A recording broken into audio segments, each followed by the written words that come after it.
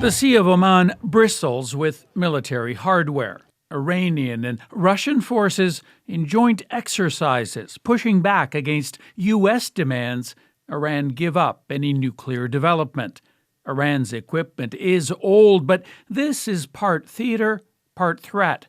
Propaganda promising to target American ships and bases in the region. The consequences of any attack against Iran will not be confined to its borders. Still, it's nothing like the U.S. military buildup we're seeing, one President Donald Trump calls his Mideast armada. CBC News has tracked an array of military craft sailing and flying toward Iran, using satellite images and verified photographs. Also, the positions and movements military ships and planes sometimes broadcast publicly. It's a massive force. At its core, the biggest naval vessel ever built, the aircraft carrier USS Gerald Ford. It just sailed through the Strait of Gibraltar into the Mediterranean with 3 destroyers alongside. Another carrier group is off Iran's southern coast in the Arabian Sea.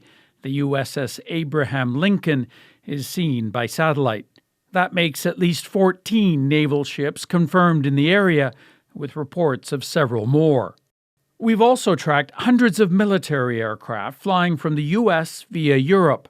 Fighters, bombers, cargo and surveillance planes seen in before and after images from U.S. bases in Qatar, another in Saudi Arabia, as well as a military airfield in Jordan. So the preparations suggest that Trump is getting ready to do something much larger and perhaps much longer in terms of length than any other campaign he's done during his presidency.